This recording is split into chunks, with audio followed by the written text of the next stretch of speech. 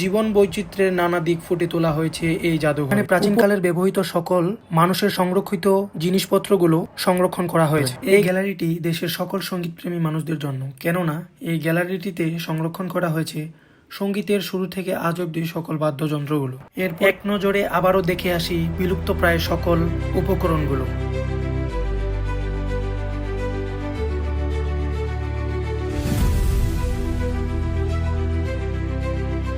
অনন্য বৈজ্ঞানিক ও প্রযুক্তি সম্পূর্ণ একটি গ্যালারি।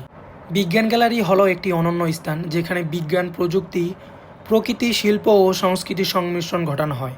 এটি মূলত একটি প্রদর্শনীমূলক জায়গা যেখানে তরুণদের বিজ্ঞানভিত্তিক চিন্তা, সৃজনশীলতা ও গবেষণার প্রতি আগ্রহ জাগানোর জন্য ব্যবহৃত হয়েছে। বিজ্ঞান গ্যালারির মধ্যে দেখতে পাচ্ছেন একটি টেলিফোন, যার মাধ্যমে আগের ক্ষেত্রে মানুষগুলো সংযোগের জন্য টেলিফোন ব্যবহার করত, যেটি এখানে উপস্থাপন করা হয়েছে, এবং বিভিন্ন ধরনের মেশিন যেগুলো দেখতে পাই না বা বিলুপ্ত প্রায়, সেগুলো এখানে সংরক্ষণ করে রাখা হয়েছে। মুক্তিযুদ্ধে কিভাবে তারা মুক্তিযোদ্ধার সকল দৃশ্যগুলো তুলে ধরেছে আপনারা সেগুলো দেখতেই পাচ্ছেন।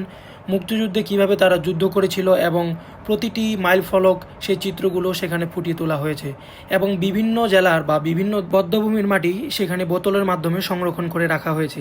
এখানে মুক্তিযুদ্ধের তথ্য সমৃদ্ধ অডিও ভিজুয়াল গ্রন্থাগার এবং মুক্তিযোদ্ধা বিষয়ক চলচ্চিত্র এবং তথ্যচিত্র নির্মিত প্রদর্শনের মাধ্যমে বিশেষায়িত নতুন প্রজন্মের কাছে মুক্তিযোদ্ধার সঠিক ইতিহাস উপস্থাপনই মুক্তিযুদ্ধ গ্যালারির মূল লক্ষ্য ছিল। এরপরে আমরা চলে আসলাম নৌকার দিকে, কেননা এখানে সুন্দর সুন্দর ছবি তোলা যায়। আপনারা আসবেন, আপনাদেরও ভালো লাগবে। লোকায়ন জীবন বৈচিত্র্য ঘোরা শেষে অবশ্যই এখানে আসবেন এবং নৌকাতে ছবি তুলবেন, কারণ এই সময়টাতে বিকেলের দিকে এই নৌকার ভিডিওগুলা বা ভিডিও ফুটেজ বা ছবি তোলা খুবই সুন্দর আসে।